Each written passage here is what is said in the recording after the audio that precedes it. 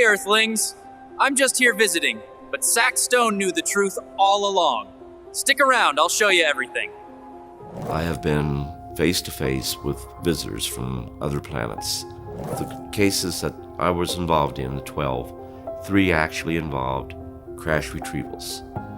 The 3 crash retrievals had bodies with them, and some of the entities were still alive. Do not be afraid. We are not going to harm you.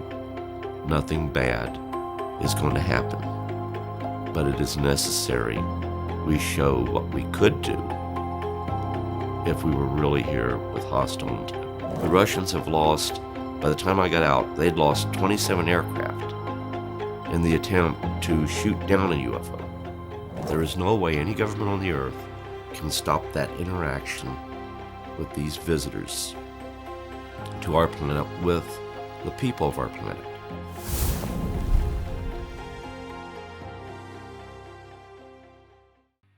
My name is Clifford Stone. I retired as a Sergeant First Class from the U.S. Army.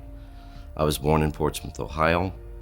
I have had an interest in UFOs since I was about 7, 8 years old, when I had my first initial experience that I could readily identify as a UFO event. Prior to that, I had strange things happening to me, which I didn't actually tie those to UFOs, and I didn't tie them to anything of extraterrestrial origin. Actually, I thought of more along the lines of something being supernatural. It scared me, but then I realized there was nothing I could do about it. So from a very early start in life, all the way up to and including the present, I've been involved in UFOs and I had strange events. And people will tell you that if you spend time at my house for any length of time, you will have strange events happen to you.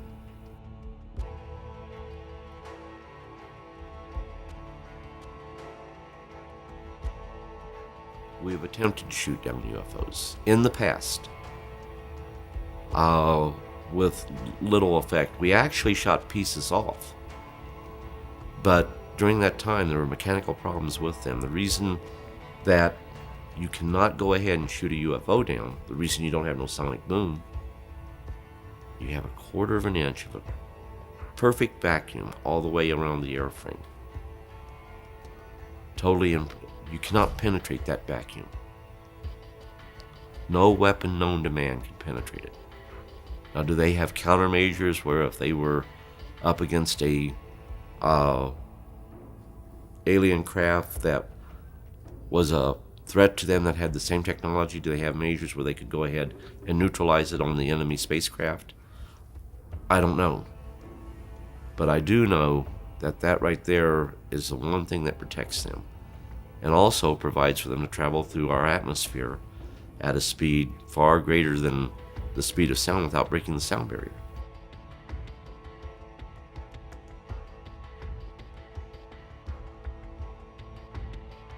The cases that I was involved in, the 12, 3 actually involved crash retrievals.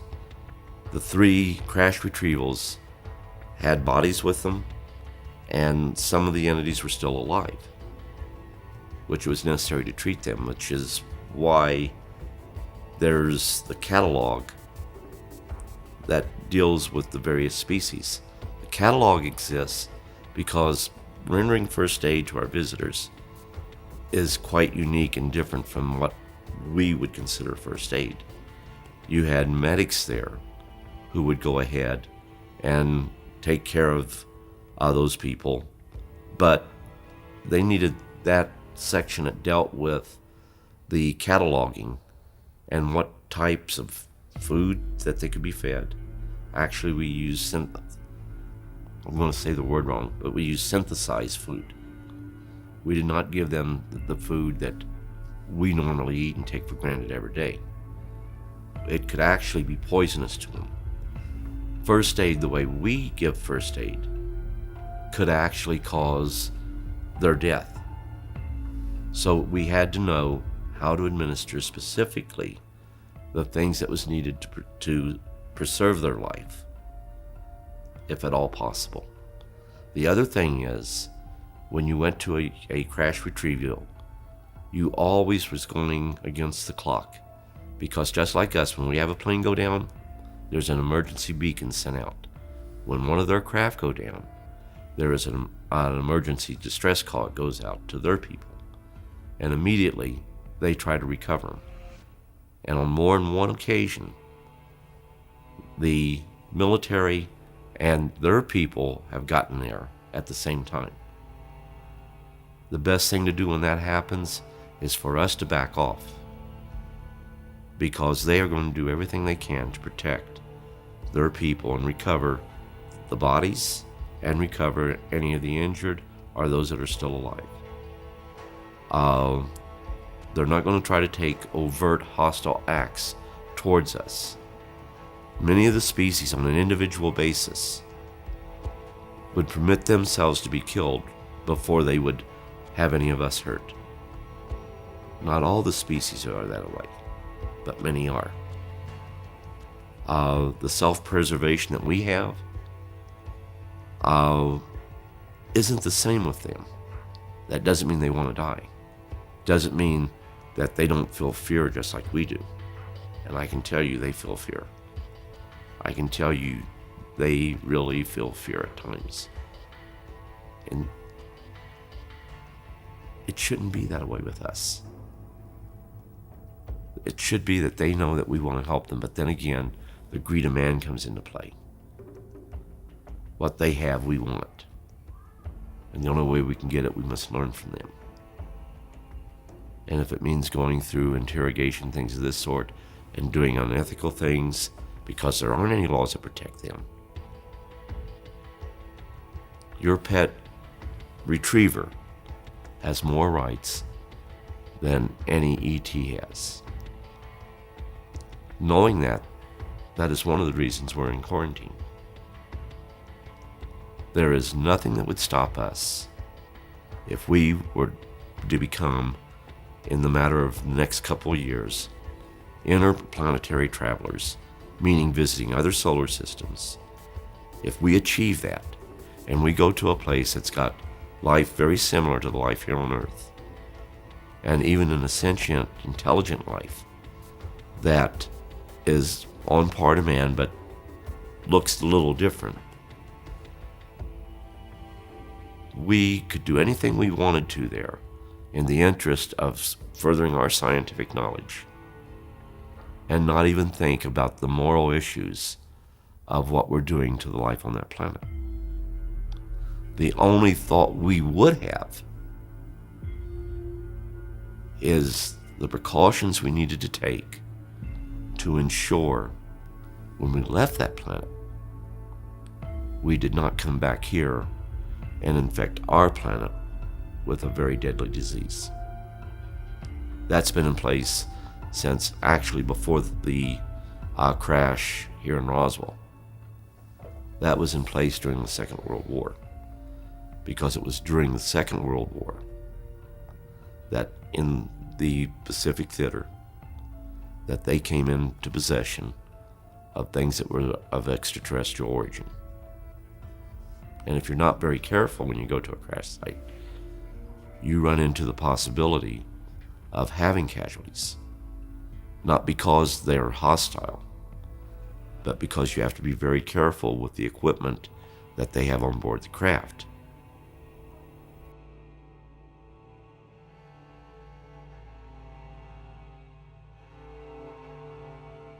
The great art of reading, it's dead. People want to be told this is the truth. The one message that I cry out all the time, let nobody live in your mind rent-free. Make sure of these things. Read. In my case, I always allude to the documentation. And I'm always being told people don't want to read the documentation. What do the people want then? Do they want to go ahead and hide their head in the sand like an ostrich? Or do they want to be enlightened by the sun that is shining bright in day? One, you can have somebody tell you these are the facts. That doesn't make it so. You can get the documents that have the pedigree, that paint a story, that show that something is going on. Then how that interrelates with your life to what degree of experiences have you had, then you put those together. But first you search out the truth. Then when you find out that you have had things happen in your life, or if you already know you were involved with these things, you owe it to your family and to yourself to tell them what happened in your life, why you weren't there for that ball game, why you weren't there for maybe the first steps of your child, maybe at the time of the birth of your child, but the times that you weren't there because you were out in the service of your country and it was things you were never to talk about. Now that you're out, you want to live a normal life, so you're never going to bring it up. But it's eating at you from within, inside. It's also eating away at your family. You need to let them know what really happened.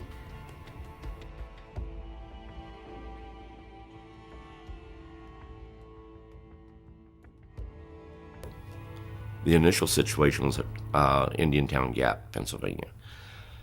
We went there on a field training exercise. Being a civil affairs unit, they had certain scenarios they had to play out.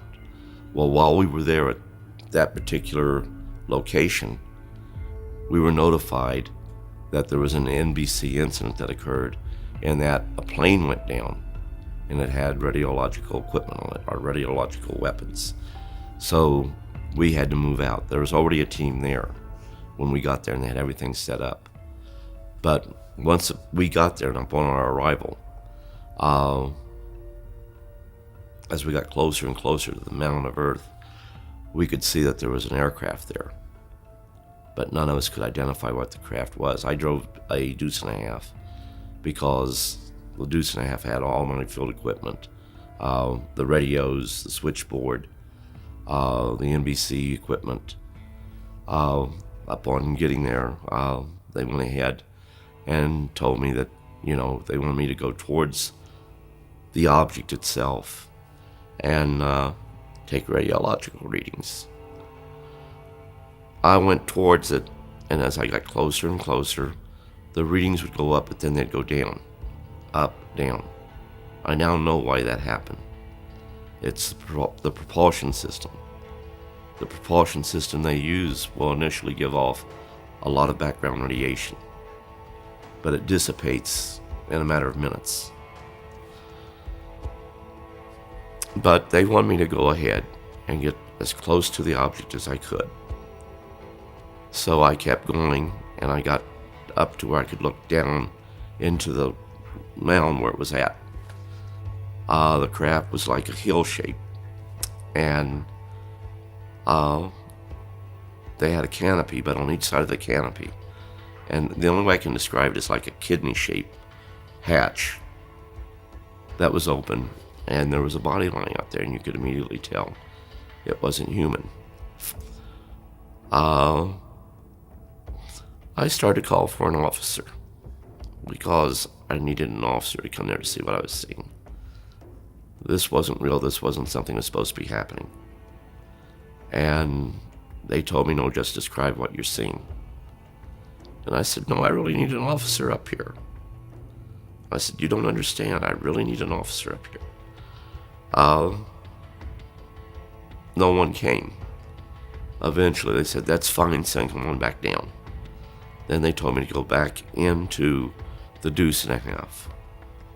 That some field phones had already been set up from there. I would operate the switchboard at SP-22.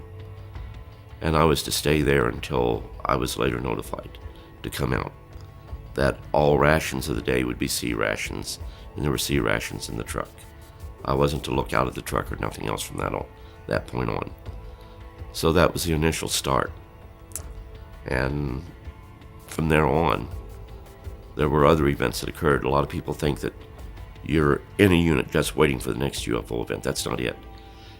You actually had a real job you did in the military, but you had a double life. And on more than one occasion, we had situations where we were called out. there in the United States, I had several. In Germany, I had several, which covered all of Europe. In Vietnam, we had several incidences.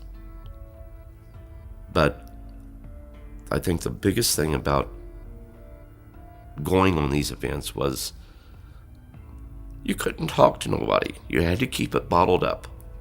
You couldn't tell your family what you were doing. Being a clerk, I shouldn't go all that TDY. I shouldn't be gone for weeks, months at a time. My kids, they didn't understand that. And just this last month, I went on vacation and my two sons were throwing it up to me about, Dad, you missed out on a lot of vacations with us. And I tried to explain to them it wasn't because I didn't want to be there. But I've already told them events had happened. And my oldest son started to recall what I had said prior with the death of my son in 95, because then I started to tell them. My granddaughter, I think I've told the most to because she asked. And she really took an interest in what I was saying about what happened. But I think people that were involved in this, the people who went out there and did the recoveries, who've seen the things that they have to live with day to day, they really need to tell their families. I got disillusioned with it when I found out the things we were doing to people.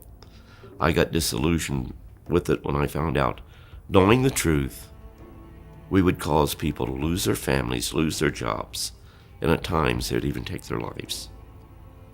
And to me, there was nothing right about this.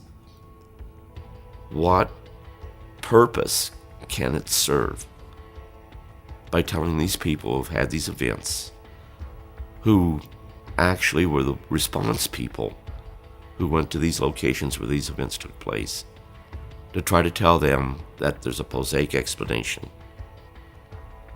when they knew better? But the end result, they're traumatized and there isn't no help out there. If you go and tell somebody about a UFO event or experience you had, immediately your sanity comes into question. Immediately, people question your integrity. And that's what these people have to deal with. So what do? You bottle it up and you say nothing. That's the safe thing. But it really isn't safe because it comes back to haunt you. So right now what I would like is for people who have been out there, who have been involved in this, to tell their families what they were involved with. I had an officer, and a lot of you people in the field know him. When I talked in Washington, D.C., he was involved in an incident. He came up and he asked me, how did they talk? I said, you heard them in your head. I said, it was just like you and I talking right now. And you thought you were hearing voices, but you heard them in your head. And I told him that during the event that you went through, you probably heard them say something like, do not be afraid, we are not going to harm you. Nothing bad is going to happen. But it is necessary we show what we could do if we were really here with hostile intent. He acknowledged that. He never told anybody, no one, about that, not even his family. And he acknowledged, yes, that's exactly what happened. And I've never told no one. And I said, what are you going to do about it? And he said, I'm going to go home, hug my wife, tell her I love her, and tell her what happened. And to the best of my knowledge, there's a couple of people who in the field that know about that, but they've never breached the name of that person. And that's the way it needs to be. It's up to that individual to come forth and tell what really happened, the rest of the story. I tell you I've seen a UFO. I tell you that we made a report about it, that certain things happened, I can be comfortable with that. And you can accept that, whether you believe in extraterrestrials or not. But when I tell you the rest of the story, then it becomes very difficult for the person to really comprehend what a person went through. Also, it becomes very difficult for the person who has decided to come out of the closet, so to speak, and state that for 20 plus years, I was involved in a program involving the recovery of crashed UFOs and debris thereof. Crashes are very rare, very rare. The recovery of debris or items left behind are not so rare. To be sure, they're pretty common. A person that's involved in an incident one time, as this person was, it becomes very difficult for them to tell the whole story, even when they want to. But there are those, in order to have peace of mind, starting with family, they need to tell. And I guess that's the message I want to get out.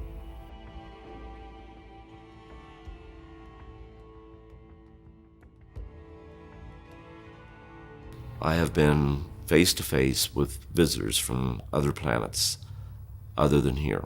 I had one that's very, very close. Like I say, it stays with me. That individual is called Corona, and it was made clear, always spell it with a K. I don't know what difference it makes, but I was told my name is Corona with a K. So that little entity, it's about 4.5, 5 foot tall. A lot of people tell me, well, can't you make him gray? No, I can't. He has a greenish tint to him.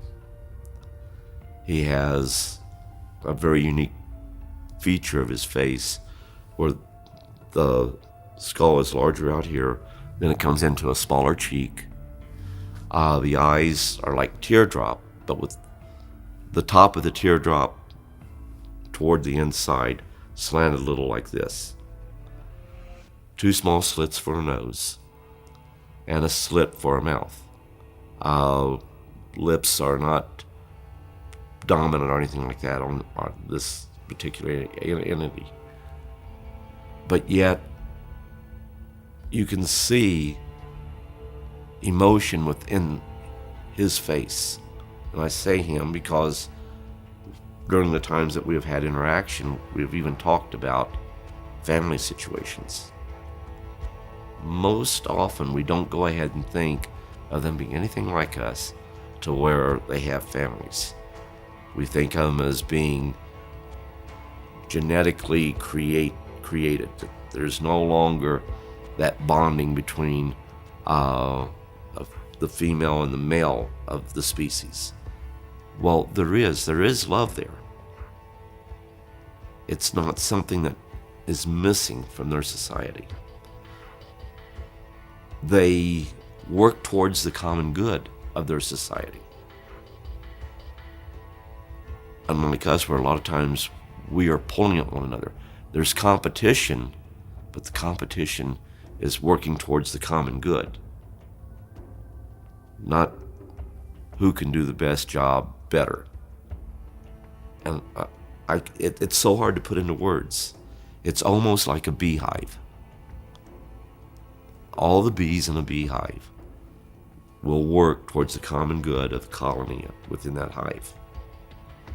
They do have their rogue elements, but when that happens, they are either extracted or killed within a beehive. In this case, they will refer to there being rogue elements that may be indifferent to the feelings of any other living creatures. When I was in the program, we were always told not all contact will be of a friendly nature. Now, the only time I seen it where it wasn't of a friendly nature was when we were the ones that initiated the aggression. And it's very human to come upon something that shocks your psychic that shatters everything that you once believed and react hostile to that stimulus. And that has happened. Right now, we don't shoot at UFOs. We have chase planes, but they have the little crosshairs. In the past, when we chased planes and we tried to take gun camera footage, when you activated your gun camera, all of your weapons were ready to fire on whatever it is that you were taking the photograph of. That can be registered. We can do that. We can say, okay, this person, for whatever reason, is getting a lock on us. And we don't know whether he's shooting at us with a camera or he's getting ready to unload missiles on us. So that's considered a hostile act, even by our standard. What we do nowadays is that we use the crosshairs where the pilot can go ahead, hit up on the crosshairs, whatever he's seeing in the center of the crosshairs, that's the center of what's going to show up in the gun camera footage. It doesn't go through any weapon system. Therefore, no hostile act can be registered or even be determined to be of such nature. The Russians have yet to learn this. The Russians have lost, by the time I got out, they'd lost 27 aircraft in the attempt to shoot down a UFO. The Chinese are getting a sad lesson on it now. They will shoot at anything that comes into their airspace. Now, it's not because they are taking defensive actions where they're shooting these planes down. It's just that sometimes when they use their defensive system, it has an adverse impact on the aircraft fighters trying to shoot them down.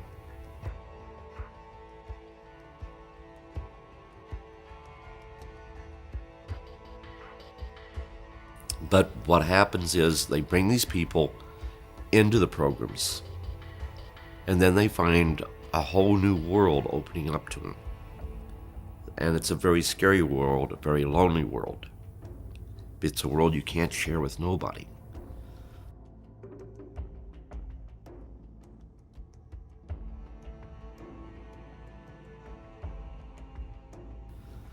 Now, there is a school, and they will send you to that school. I always fought not to go to that school, because when I met the people who came back from that school, they were different. They were cold, they were callous. They didn't really care about what happened to certain other people, that people that they had to go and talk to, that these people, they were just numbers. They were a mission to make sure that they didn't talk. And whatever happened to the people, that was not a problem of theirs. That wasn't a concern. They wound up killing themselves or start having mental problems. Then they would joke about it. And I thought, this is a horrific thing that we're doing, that it shouldn't be that way. And ultimately, one case right here out of New Mexico, where they drove the person insane. And I kept trying to talk to the person, look, don't go down that road. But he trusted the very people that he knew were government agents not to cause that to happen, and trusted them emphatically. And at least one government agent feels pretty badly about what they did to that person. And everyone should. In short, we should be telling the people the truth, that these people aren't crazy. They're having, from one degree to another, some type of interaction with our visitors. And we got people out there right now, John Q. Public, that has things bottled up in them. And I mean, this is a large number that have had interaction with our visitors to a more or less degree of some sort, who have actually blotted it out of their memory. But they need to know what really happened. And when they start thinking about it, they don't really know where to go and search out answers. I can remember seeing the sky, the night sky, filled with stars. Yet, I don't remember it happening before or since. But I do know that I have been in many deserts, many dark areas on clear, crystal clear nights, in which I could see many stars, but nothing like a couple of events in my life. And the only thing I could say was, part of that I'm blocking out. I have to be blocking it out. Because the only way you could have seen all those stars is from a vantage point where you were not on this planet. That being said, I have no recollection of ever being abducted. I have no recollection of ever being taken into space in one of their craft. But yet, I have clear memory of seeing the sky as I was all at it. But I can't explain why I have that clear memory. Don't know what was happening at that time. All I can say for sure, I was standing on level land. There were other things in my life that I have memory of that don't quite make sense. But when you go ahead and take into consideration the interaction that I know I've had with our visitors, and also know that it's a learning process, then we need to understand a little bit more about the relationship with our visitors and ourselves. Because through me, I don't have to be a genius, but everything I know, they know. Everything I see, they see. If you were over to my house, you would see thousands of CDs. The CDs have documents on them. A lot of subjects. Military subjects, space subjects, SDI, UFOs, but UFOs is just part of it. When I go ahead and download those, I'll scan them. I'm not even necessarily reading them. But I know as I scan those, they are picking up on what's there. So whether I have memory of everything that I've seen in the documents, they have memory of everything.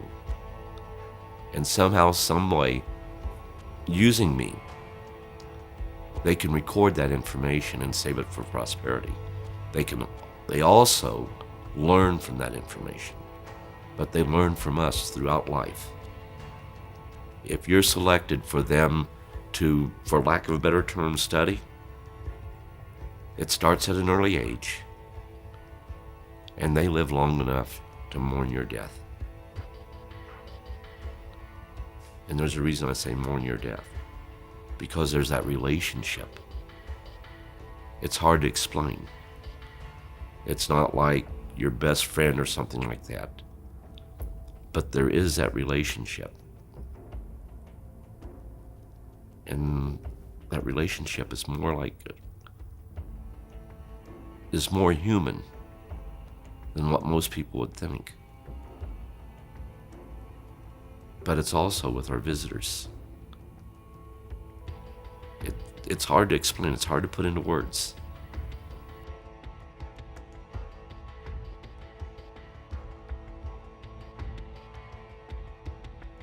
You're okay if you don't drudge it back up. But I have friends that are telling me I need to drudge it back up one time. But I feel so silly because of it. You can't hold the emotion back. And I have at times found myself wishing I could hate everyone and everything. And that way I wouldn't feel the compulsion to try to do something. And I know that's the wrong way to feel about it. But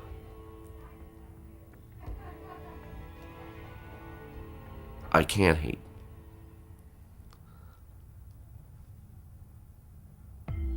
even if I was to try to, I couldn't do that. I can't get angry with a person and stay angry with that person. I can get angry at a situation. I can feel frustration about a person's deportment or something like that. But I cannot go ahead and get angry, hold malice toward any individual.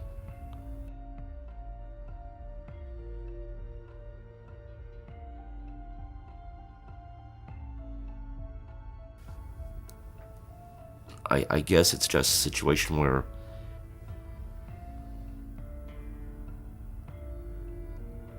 how do you stop it? How do you stop what's going on? How do you get it out there without the hard evidence to let people know these things are going on? I do know that UFO sightings really are, whether they're reported to the media or they're reported anyplace else, UFO sightings are on an increase. Now, in the 50s and 60s, people would report lights in the night sky. Unless there is an event of real high strangeness, people don't report these incidences anymore. Once again, even in today's world, if you have an incident of high strangeness, you have the tendency not to report it. But I would suggest there's more going on than person just being within 500 foot of a circular craft or an unusual craft. There's more going on than that person just seeing that craft and a strange looking being next to it, or looking up and seeing a craft and see a strange looking being looking out, for lack of a better term, what they call a window. There's some segment there that's missing that they don't have full understanding of. But it will visit them at nights because they will have nightmares about it. And they won't understand the nightmares. They will be trying to find answers to certain questions that have come up to them, not understanding the connection to the sighting. So there's more interaction going on than what people really know. And it's going on with a large number of people. And I guess what I'm saying is, we really need to get those people to start talking. And it's not just generic to the military, and the military doesn't have a handle on that. And it's not just generic to the U.S., it's worldwide. The government's covering up the knowledge that they have that some UFOs are in fact interplanetary spacecraft, are interdimensional, multidimensional craft. Both can be one and the same. But we have a sentient life, much more evolved, much more intelligent than we are, that are visiting our planet. And we're keeping this information from the public.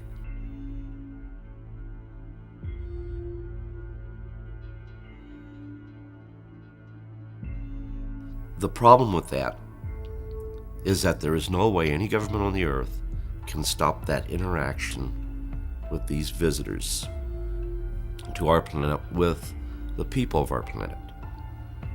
For example, the reason they used me as an interfacer was because of the events that happened in my childhood and in my teen years, and somehow, someway they knew about it. They can't teach this in school. They have to find people in the civilian sector to bring in to the fold, so to speak.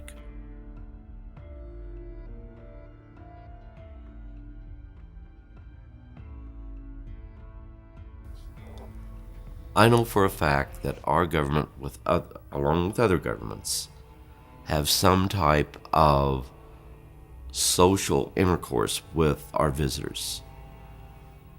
But at the same time, I know that our visitors are partially responsible for why full disclosure has not taken place yet. And that's easily proven. Given that they are here, what power on earth could stop them from making themselves known? if they wanted to. That being said, I feel that governments need to find a responsible way to start getting the information out that we are not alone in the universe, that there is other life out there, and that life is coming here visiting our planet. And it's for pure scientific purposes, to try to gain a better understanding of us and hopefully enlighten us to the point where at sometime in the future we don't wind up destroying ourselves.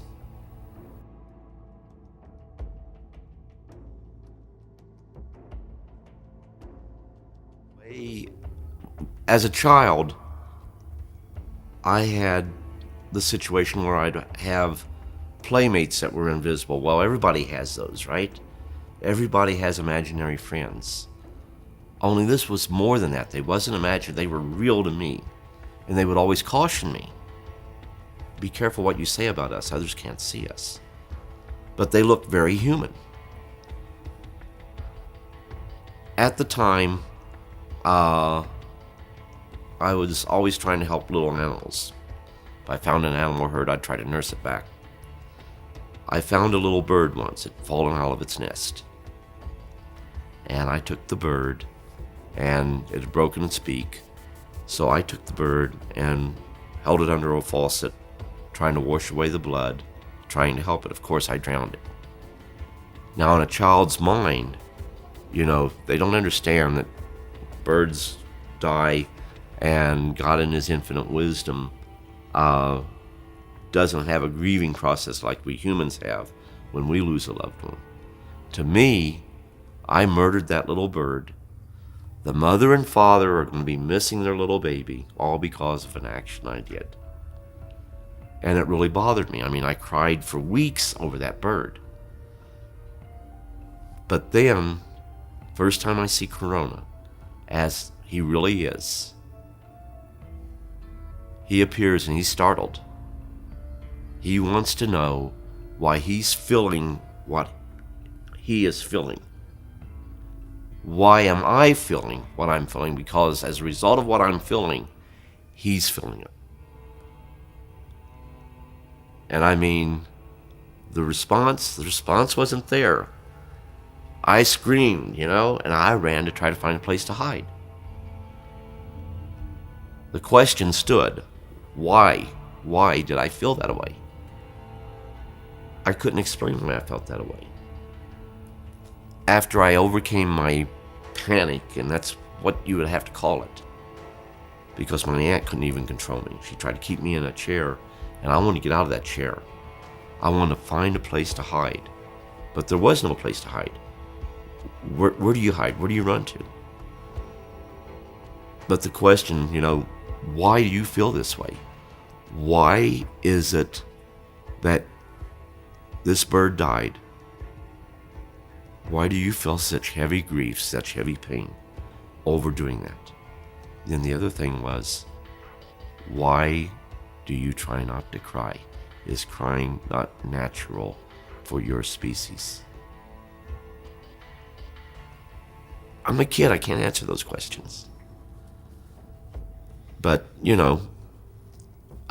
eventually, the thought process, they were picking up on the fact that I was identifying this bird in human contents, i.e. the taking the life of a child. Knowing firsthand, now, at the time I didn't. I could only imagine.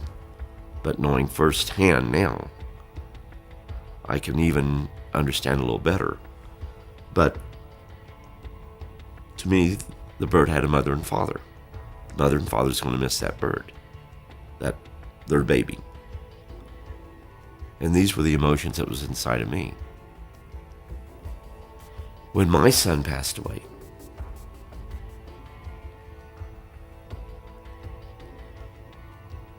Corona, I think, mourned with me. And I always, even today, I visit his grave. But one day I was praying and Corona said, "Do you mind if I pray with you?" And I said, "Not a problem, pray in your own way."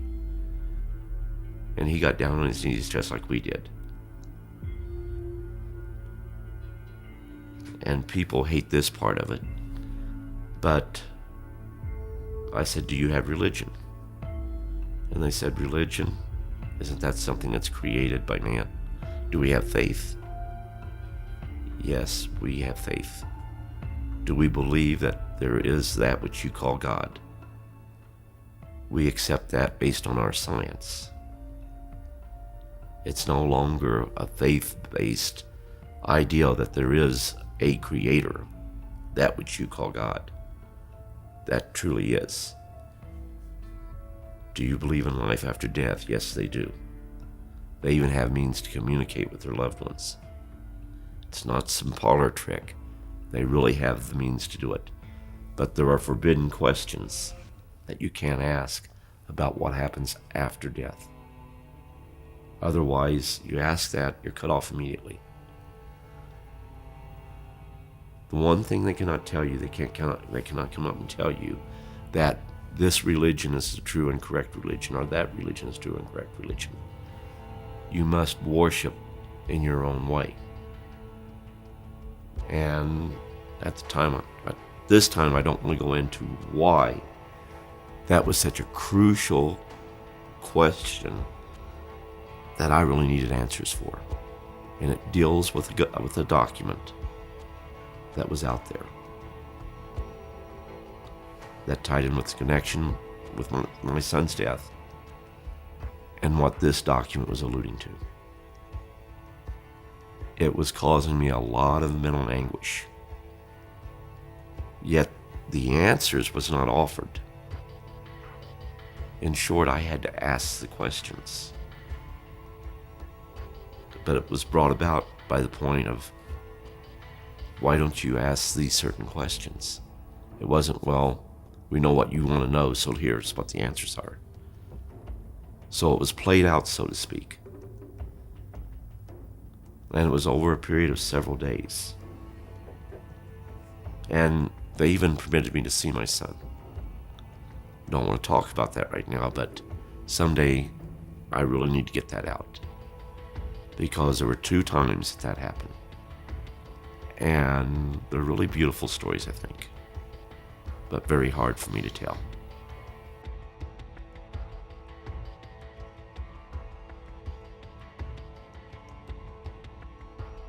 Well, initially when I tried to enlist in the military, I was found 4F. I went to Fort Hays in Columbus, Ohio for my examination to go into the military. And that was in December 1967. Once I was there and I took all the tests, passed all the tests with flying colors, but they found some medical problems and they said, "You're never going to get in the military." At that time, they had the draft going on. I left Asheville, Ohio, and moved back down to Portsmouth, Ohio. And once I got back down to Portsmouth, Ohio, in late June, I received a letter directing me to report to Ashland, Kentucky for reevaluation. And of course, I knew it made no difference. I wasn't going to get in. But when I got there, didn't lie on the form or nothing. But there was an officer there, a medical officer, who said, "Do you really want to in?" Of course I did. At that time, I was very patriotic. It was God, country, mom's apple pie. If my country was doing something, it was okayed by God. That's the way I felt about it. But I managed to get in. The officer told me, he says, "Well, anytime you want out, all you have to do is tell him about your medical problems." And I said, "You get me in, I'm not getting out." So once I got in, I went through basic, I went through AIT, got my first duty assignment. But initially going through basic, nothing really happened other than just basic training. When I went to AIT, I went to Fort Jackson, South Carolina.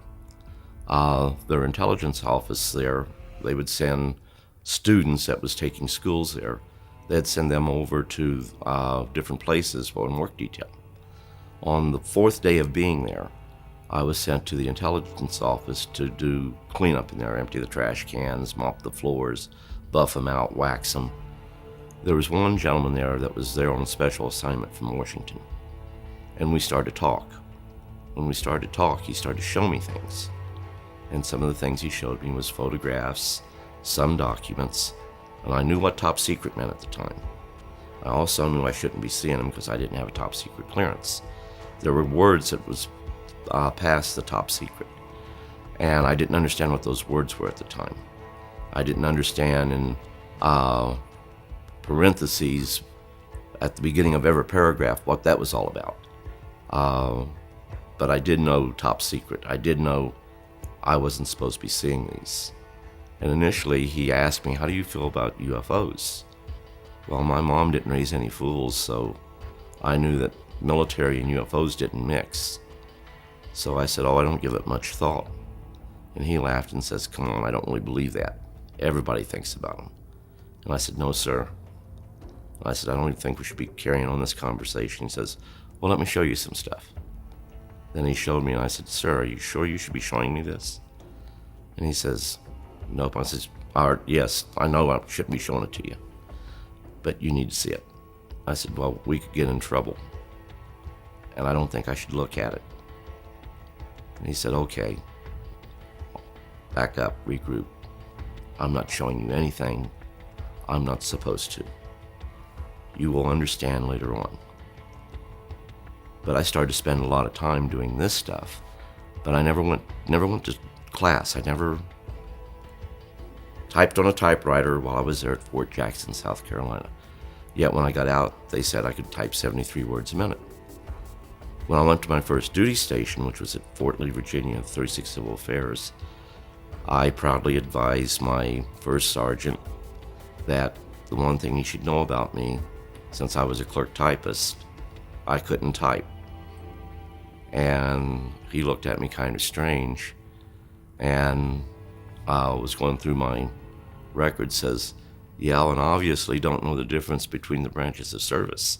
Now, I didn't understand what he meant by that, but he took my records, went in to see the unit commander. The unit commander came out, and he said, are you colorblind? And I said, no, sir. He says, what color uniform you have on? I said, green, sir. He said, okay. And that's all that was ever said.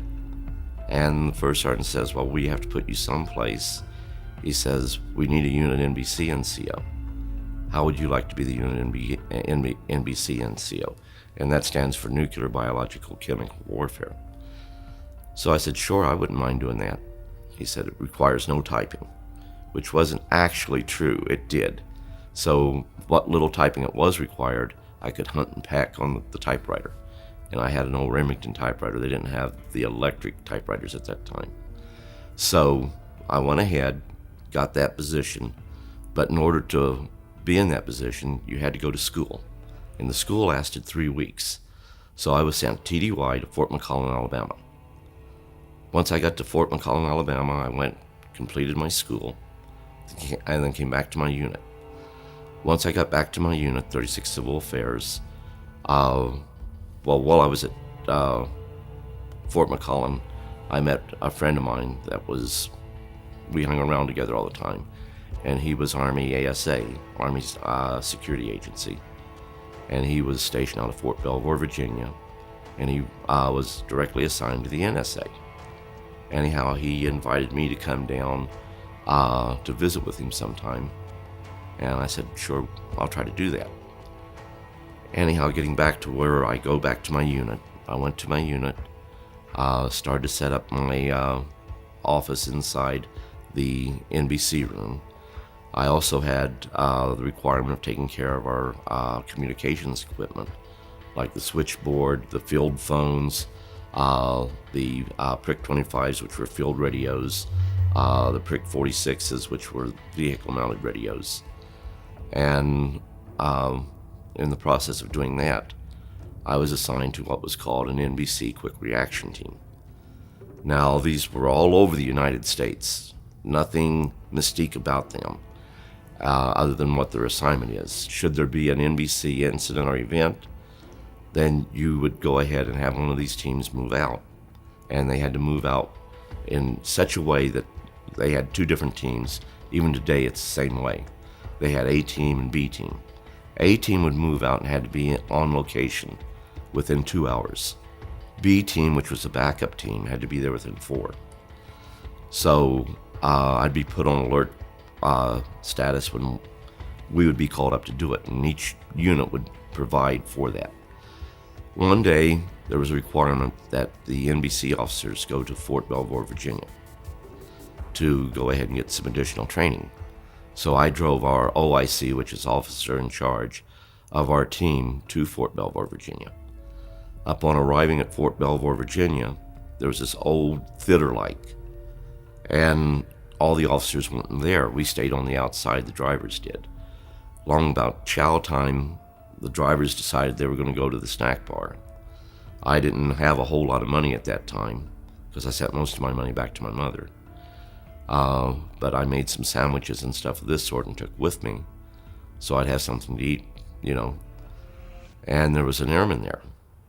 And with both of us being there, we decided, well, let's go inside, see if we can find a place to eat. Both of us went inside. There were no heavily armed guards, which everyone says that seems strange, and I admit it seems strange. But we went in with no problem. We saw this stairway leading up to the balcony, so we thought we'd go on up there because the officers were still in the auditorium. So we thought we'd just go up there and sit and eat. So we went on upstairs. We looked out. When we looked out, they were showing movies. And the film they were showing showed a typical UFOs, a typical different types of aliens, both dead and alive. The movie was made up of both stills and film footage. And we first thought, well, they're watching science fiction trailers. And it was kind of like levity put into some serious subject, we thought. So while we watched what was going on, we tried to identify the movies, because both of us thought we had seen quite a few sci-fi movies. But we couldn't identify the movies from which the film clips were from. Then all of a sudden we realized we wasn't alone in the room. We went ahead, was escorted out, actually pushed most of the time down the stairs. And they kept telling us, do we have any understanding or idea what kind of trouble we were in? They had a panel van on the outside, meaning it had no windows or nothing. They put us inside of that, pushed us inside of that panel van. Did not have no lights on, it was total dark back there. Drove us to an undisclosed location. And I don't want to get into it at this time, but for 4 nights and 5 days with me, I was put through what they call intensified interrogation. The airman, he got out a little earlier. When I got back to my unit, we were both told never to say anything about what happened to anyone. When I got back to my unit, it was on a Friday night. The only thing I wanted to do was get some sleep. So I went to bed. Saturday morning, I was woke up by the CQ, charge of quarters, and he directed me to go down to the first sergeant's office, that I was needed there in the orderly room. So I went on to the orderly room, went to the first sergeant's office, and the first sergeant wasn't there. Then I was called in the unit commander's office. When I went back there, the 2 gentlemen that were doing the intensified interrogation, they were there. So they went ahead and asked me what happened for the week. And I said, what do you mean? Well, you were AWOL for a week. And I said, no, sir, I was not AWOL. What were you doing? I was following orders. And these were the same 2 people that put me through the interrogation.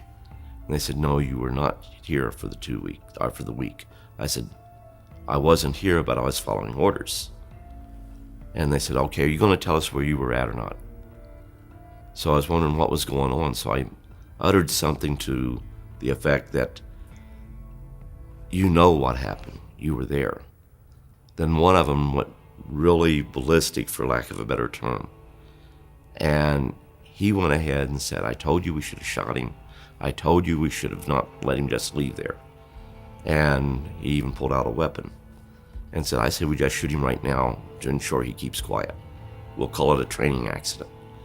Well, what happened was the other guy said, calm down, go get us some sandwiches and coffee. So he went out ranting and raving as he went out. So finally he went ahead, the guy had stayed behind, and now I'd call it the good cop, bad cop routine. He went ahead and was talking to me and says, look, you know that UFOs are real. You have had experiences, and your country needs to utilize you in those experiences. We want to make you a part of a team which isn't put together.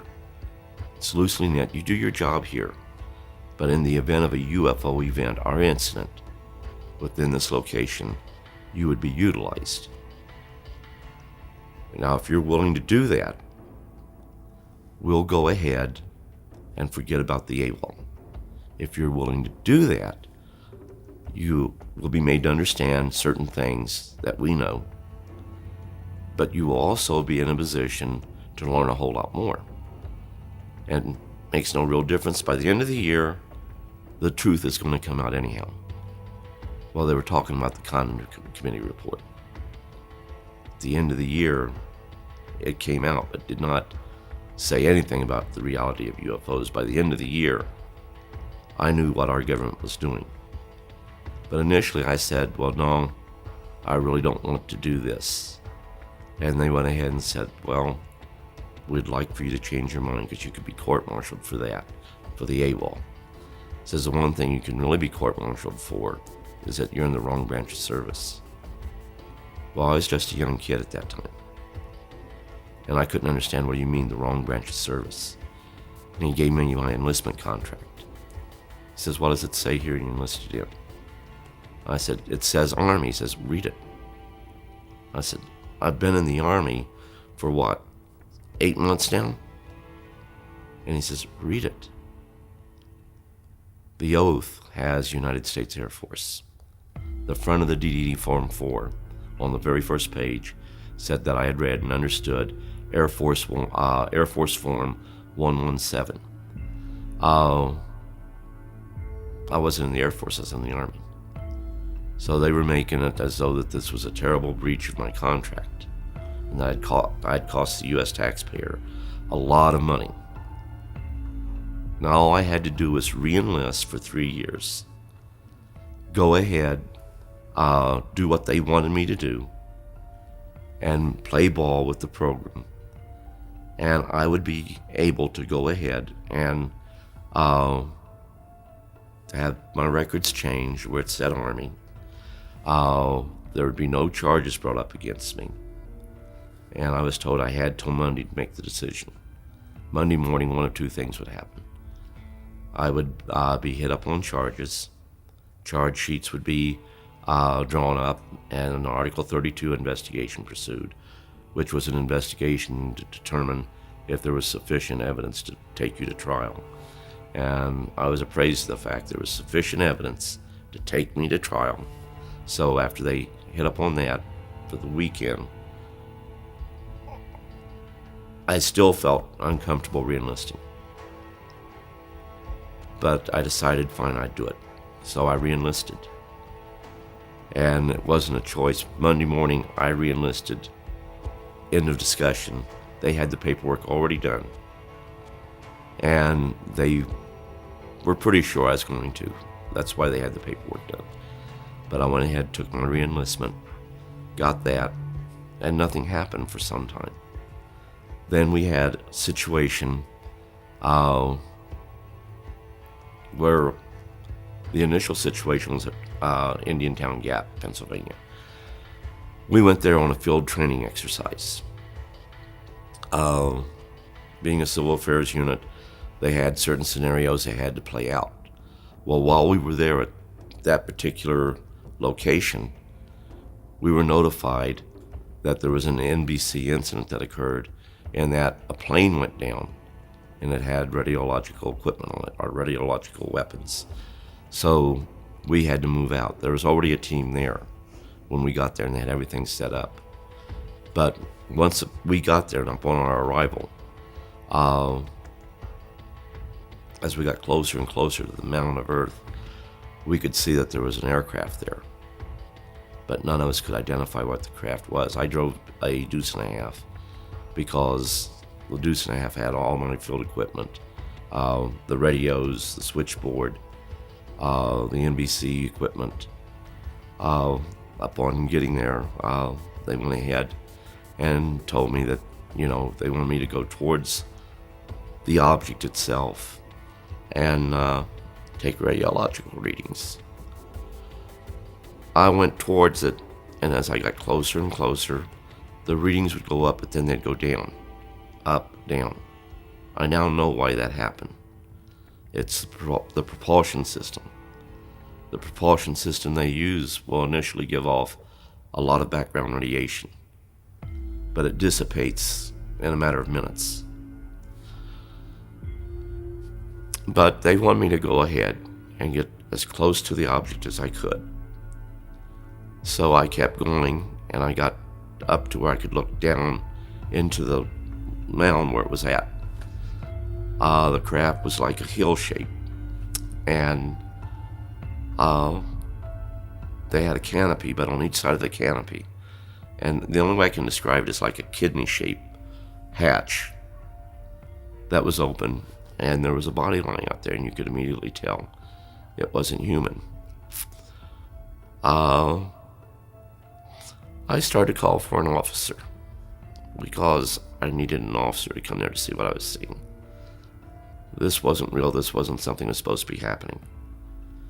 And they told me, no, just describe what you're seeing. And I said, no, I really need an officer up here. I said, you don't understand. I really need an officer up here. No one came. Eventually, they said, that's fine, son, come on back down. Then they told me to go back into the 𝗪𝗓𝗕. That some field phones had already been set up from there. I would operate the switchboard at SP22. And I was to stay there until I was later notified to come out. That all rations of the day would be C rations, and there were C rations in the truck. I wasn't to look out of the truck or nothing else from that point on. So that was the initial start. And from there on, there were other events that occurred. A lot of people think that you're in a unit just waiting for the next UFO event. That's not it. You actually had a real job you did in the military, but you had a double life. And on more than one occasion, we had situations where we were called out. There in the United States, I had several. In Germany, I had several, which covered all of Europe. In Vietnam, we had several incidences. But I think the biggest thing about going on these events was you couldn't talk to nobody. You had to keep it bottled up. You couldn't tell your family what you were doing. Being a clerk, I shouldn't go all that TDY. I shouldn't be gone for weeks, months at a time. My kids, they didn't understand that. And just this last month, I went on vacation. My two sons were throwing it up to me about, Dad, you missed out on a lot of vacations with us. And I tried to explain to them it wasn't because I didn't want to be there. But I've already told them events that happened. And my oldest son started to recall what I had said prior with the death of my son in 95, because then I started to tell them. My granddaughter, I think I've told the most to because she asked. And she really took an interest in what I was saying about what happened. But I think people that were involved in this, the people who went out there and did the recoveries, who've seen the things that they have to live with day to day, they really need to tell their families. I got disillusioned with it when I found out the things we were doing to people. I got disillusioned with it when I found out, knowing the truth, we would cause people to lose their families, lose their jobs, and at times they would even take their lives. And to me, there was nothing right about this. What purpose can it serve by telling these people who've had these events, who actually were the response people who went to these locations where these events took place, to try to tell them that there's a prosaic explanation when they knew better? But the end result, they're traumatized and there isn't no help out there. If you go and tell somebody about a UFO event or experience you had, immediately your sanity comes into question. Immediately, people question your integrity. And that's what these people have to deal with. So what do? You bottle it up and you say nothing. That's the safe thing. But it really isn't safe because it comes back to haunt you. So right now what I would like is for people who have been out there, who have been involved in this, to tell their families what they were involved with. I had an officer, and a lot of you people in the field know him.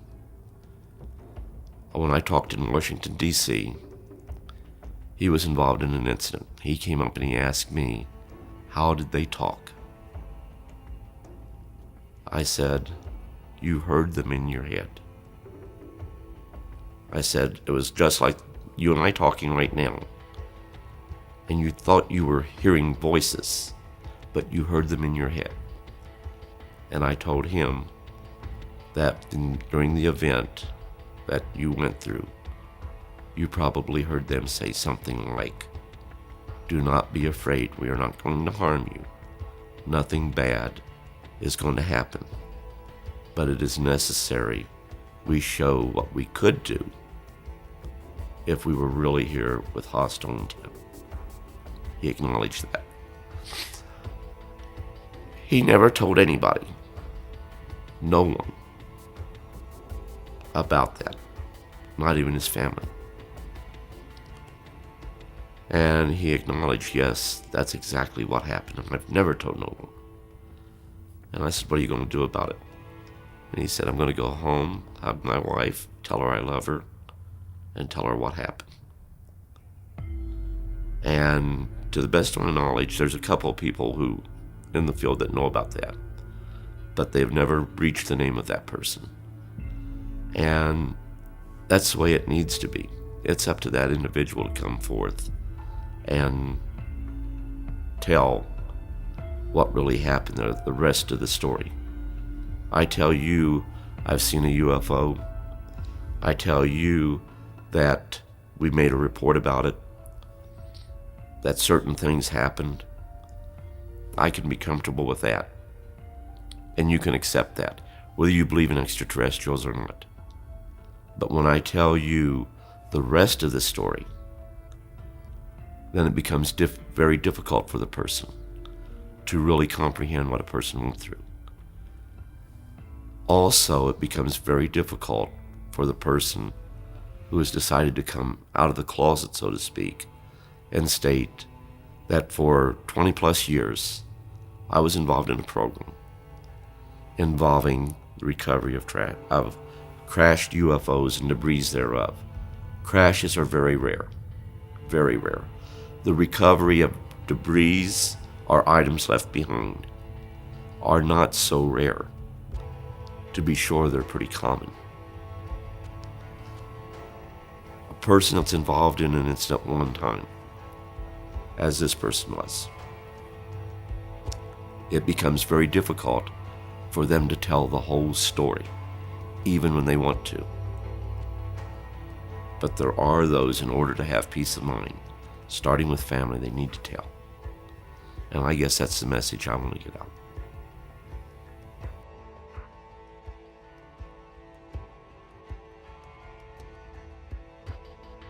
If we keep going in the direction we're going in, we ultimately are going to fall victim to our own technology and ultimately destroy ourselves. Either you go spiritually with your technology, or you fall victim to it. Here it is, we say the Cold War's over, the threat of nuclear exchange is behind us.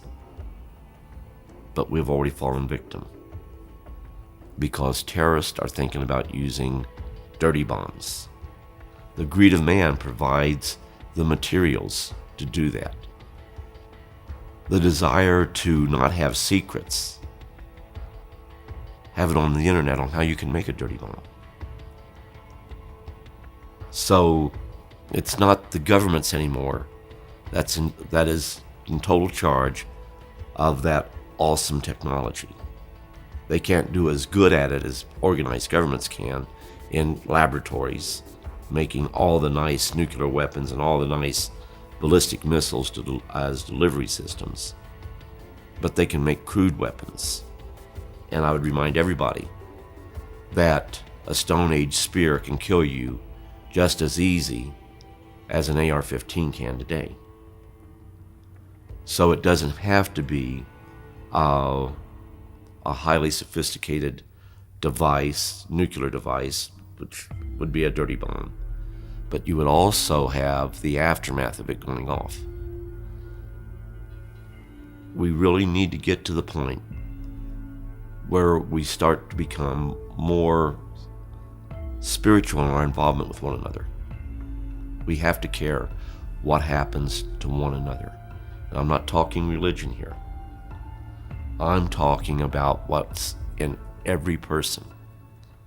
There's that drive to really want to care what happens to other people. There is that adage, once we go ahead and get to that spiritual plateau where we can really apply it within our lives, that there but for the grace of God go I. And if we get to the point where we really want to go ahead and be concerned about the other person, this world's going to be a much, much better world to live in. Until that happens, we are a world in quarantine. We will be able to explore our own little solar system. We will be able to look beyond the envelope. But we won't be able to go out and explore the cosmos. We will fall victim to our technology long before that happens, unless we grow spiritually. If we grow spiritually, the day isn't too awful far off then that we will be going into the cosmos. We will be visiting other worlds. At some point, we will be the aliens, and we will be someone else's UFOs.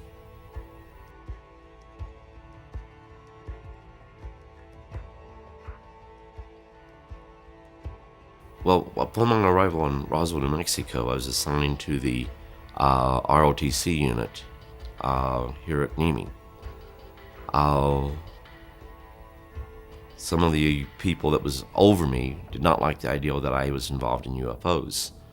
So they gave me what they called a lawful order not to go ahead, filled FOIA acts for information, not to correspond with senators, not to go ahead and correspond with anybody in any type of government agency dealing with UFOs or requesting information on UFOs.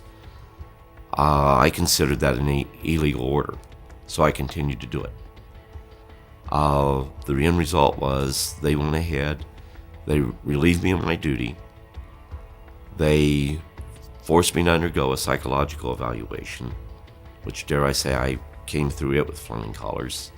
The one nice thing about it was they said, guy's not crazy. If he's done something he should be court-martialed for, by all means court-martial him. They tried to go ahead and force me to retire. Then they wanted to go ahead and process a disciplinary discharge on me. I resisted all of that. At one point, my executive officer called me into his office and said, okay, you're going to tell me everything you know about UFOs. We're not leaving till you do. I said, well, sir, do you mind if I smoke? I smoke. And he said, no, go right ahead. It's time I smoke cigars. So I lit up a cigar. And he says, okay, you ready to talk? I said, you going to call your wife, sir?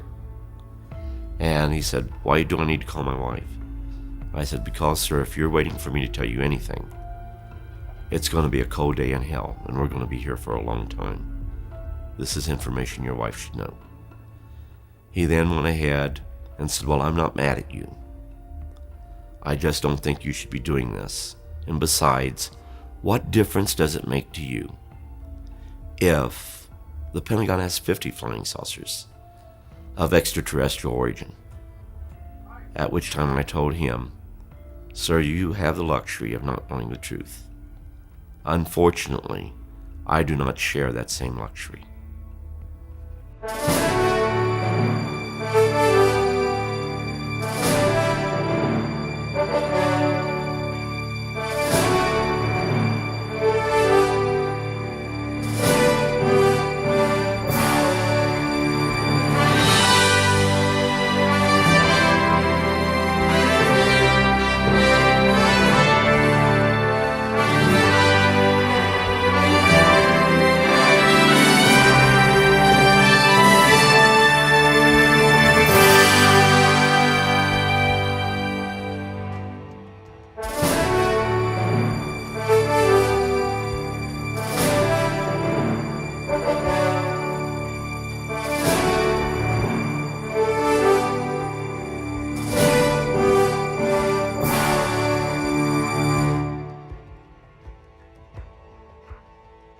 If you enjoyed this, make sure to watch the next video on AwakenZone. Don't forget to subscribe and hit the notification bell, but you won't want to miss what's coming next.